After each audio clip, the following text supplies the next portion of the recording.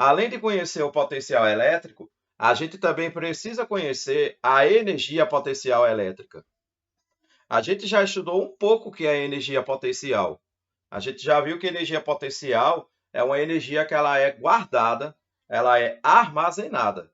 A gente viu energia potencial gravitacional e a gente viu também energia potencial elástica. A gravitacional, a gente viu que foi em relação à altura, certo?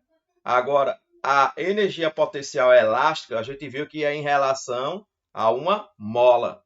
Aí agora, a gente vai estudar a energia potencial elétrica, que, como o próprio nome diz, tem a ver com eletricidade. É uma noção muito boa, porque as cargas elétricas elas carregam dentro de si uma energia potencial. Essa energia potencial ela vai ser utilizada, certo? Ela pode ser utilizada para, digamos, a carga elétrica adquirir movimento, ou até mesmo para outras determinadas funções. Bom, aqui nós temos a imagem de uma tempestade, né? Quem nunca passou pela experiência de ver um raio, certo? Eu não digo ser atingido por um, mas eu digo de pelo menos ver um raio. Então, veja que aqui existe uma razão por que ocorrem os raios aqui nesse local. Existe uma razão. E a razão está nesse nomezinho aqui. Diferença de potencial elétrico. Diferença de potencial, a linguagem popular chama isso aqui de tensão elétrica, certo? Então, toda vez que vocês virem escrito diferença de potencial elétrico, na linguagem popular é a mesma coisa que tensão, certo? Tensão.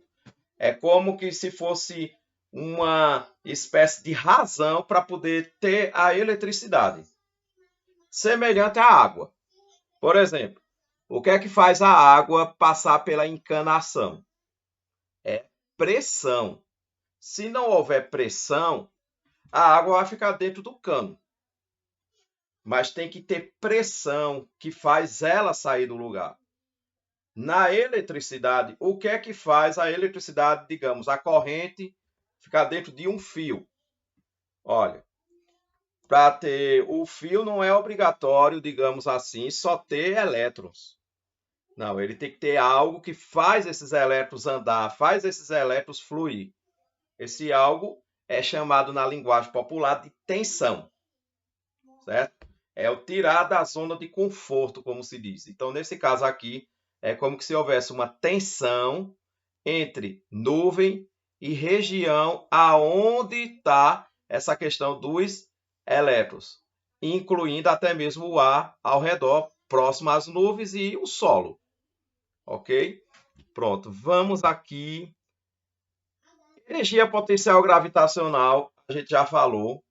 A energia potencial gravitacional, quanto maior for essa altura, ou tal, de um determinado ponto para outro, maior é a ação da gravidade, querendo ou não.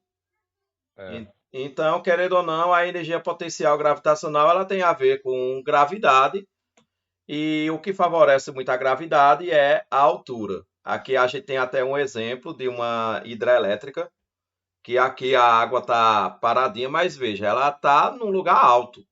Aí quando abre comportas, turbinas e tal, aí vai a água fluindo, usando o efeito da gravidade. Certo? E energia potencial elástica, o que seria? A energia armazenada na mola. Certo? Aí agora vamos falar de potencial elétrico. Certo?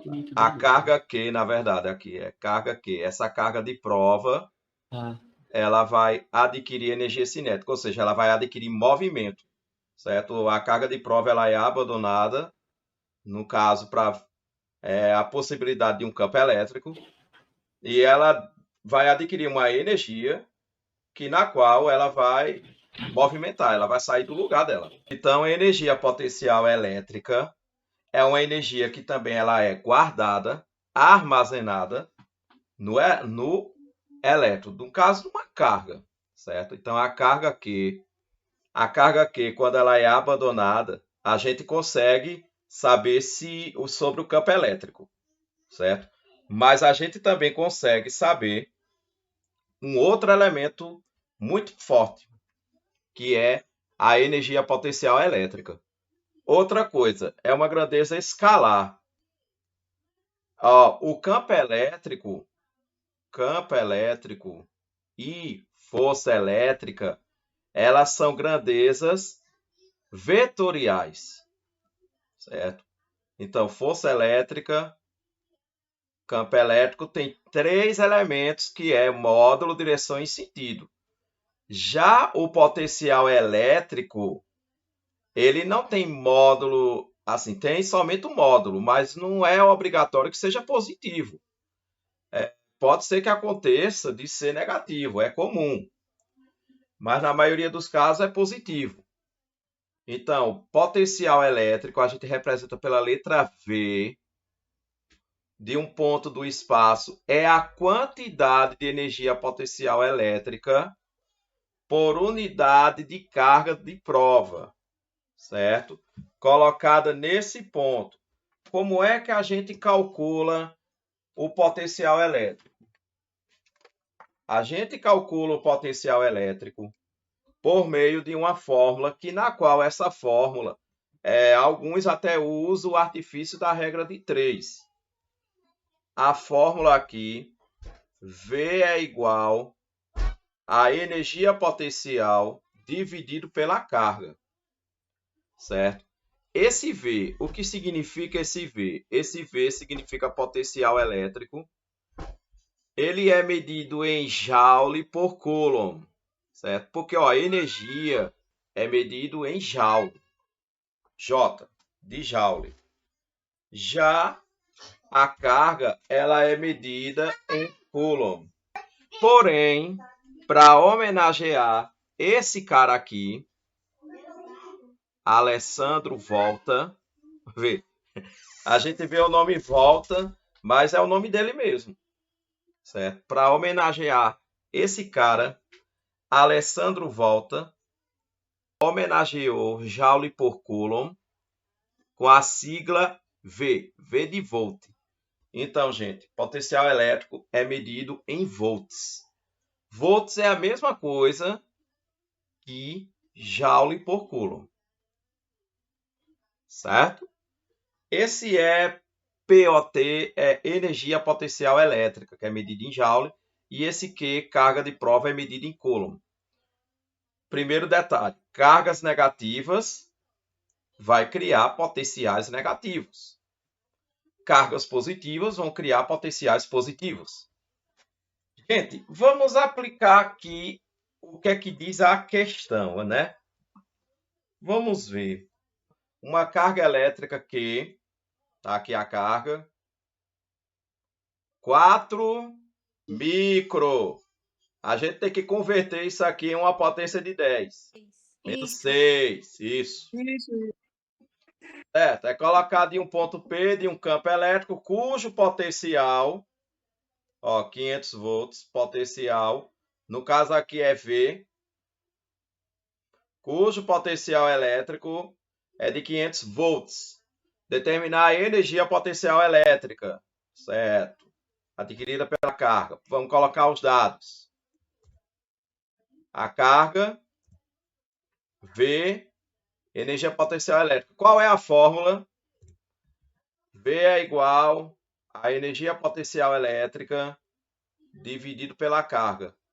Perfeito. Agora é só substituir. 500 é igual a energia potencial elétrica dividido por 4 vezes 10 elevado a menos 6. Certo? Aí agora, né, vai multiplicar, né? Normal, mesmo pelos extremos. 500 vezes 4 vezes 10 elevado a menos 6. 500 vezes 4 é 2.000. Colocando em notação científica, isso aqui, a vírgula está aqui, ela vai andar para a nossa esquerda, vai ficar entre o 2 e o 0, ou seja, ela vai andar 3 números à esquerda. O que é que vai acontecer com a potência de 10 aqui? A gente, no caso, vai somar o 3, porque foi para a esquerda. Cada vez que ele anda para a esquerda, é mais 1. Mais 1, mais 1, mais 1 e assim vai. Ficando 2 vezes 10 elevado a menos 3 joule. Pronto.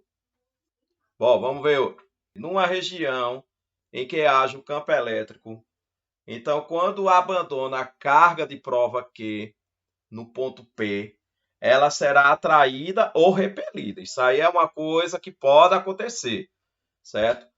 Onde tem campo elétrico, se colocar uma carga de prova, essa carga de prova ela poderá ser atraída ou repelida dependendo do local aonde for colocado no certo ponto. A carga de prova ela desloca, ou seja, ela anda, ela se movimenta, descrevendo o movimento acelerado e, consequentemente, apresentando energia cinética, que a gente já viu que energia cinética tem a ver com movimento. Aí a pergunta é, de onde foi que essa carga adquiriu energia cinética? Como foi que ela agora, que estava em repouso, agora passou a ter movimento? Onde foi que ela adquiriu essa energia cinética? Onde foi que ela adquiriu energia suficiente para andar?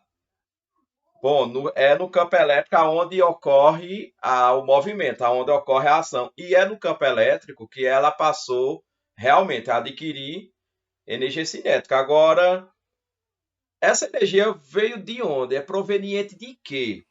Energia potencial elétrica. Então, gente, a energia cinética obtida pela carga de prova é proveniente da energia potencial elétrica. Ou seja, essa carga ela passou a se movimentar porque existia uma energia guardada. Essa energia estava armazenada já. Toda carga, querendo ou não, ela já tem energia potencial elétrica. Só que o fato é que ela nem sempre bota para fora essa energia.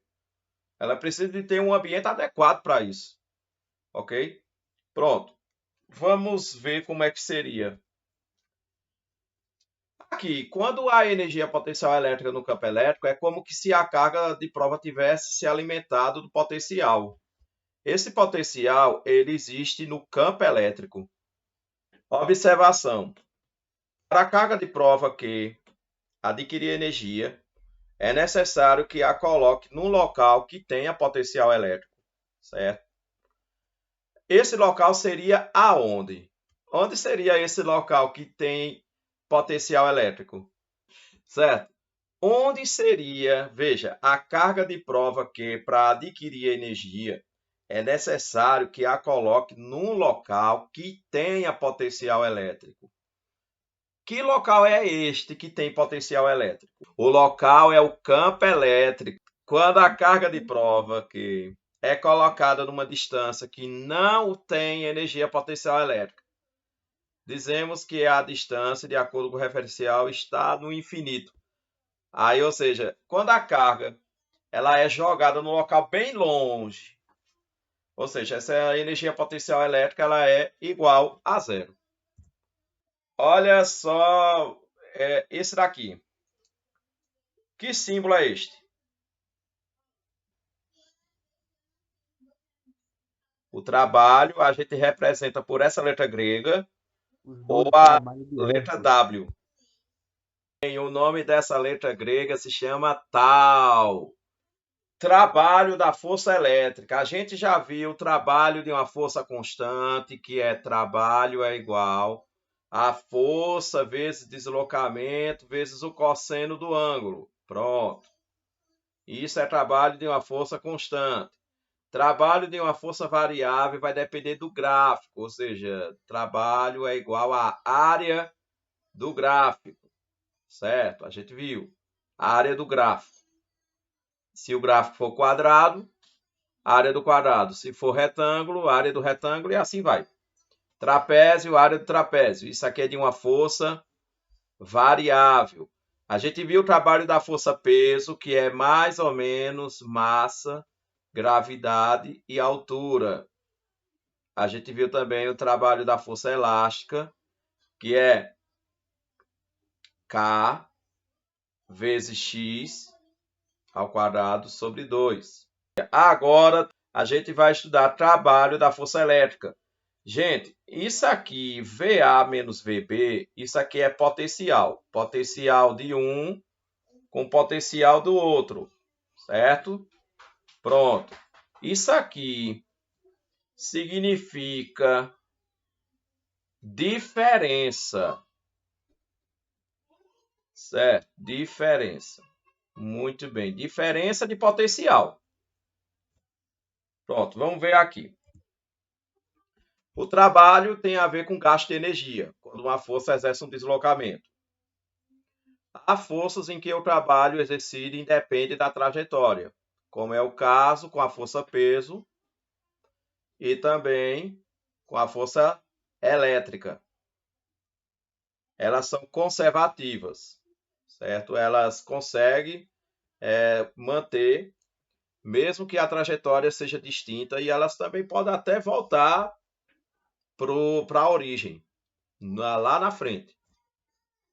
O trabalho de todas as forças é chamado de trabalho da força resultante, que pode ser por esta fórmula,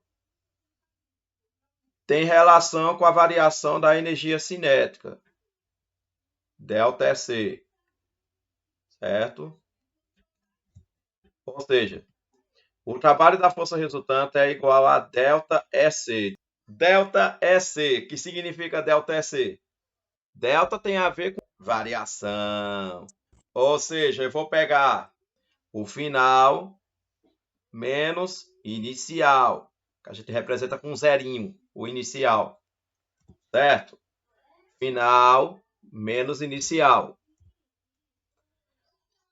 Significa que o trabalho da força resultante de um sistema de forças em dado deslocamento é igual à variação da energia cinética nesse deslocamento. Ó, energia mecânica, a gente já estudou um dia desse, que é a soma da energia cinética mais a energia potencial, certo? Aí acontece o seguinte, energia potencial a gente já viu que existe a gravitacional, existe a elástica e existe também a, agora, elétrica. Então, significa dizer que se pedir energia mecânica, eu posso pegar a energia cinética, que é aquela fórmula massa V ao quadrado sobre 2, mais a energia potencial, que pode ser uma dessas três. Ou pode ser duas, três, talvez. Então, o trabalho exercido pela força independe da trajetória. Força-peso, força elétrica. Em um sistema conservativo, a energia mecânica permanece constante, ou seja, a soma da energia cinética com a energia potencial não varia.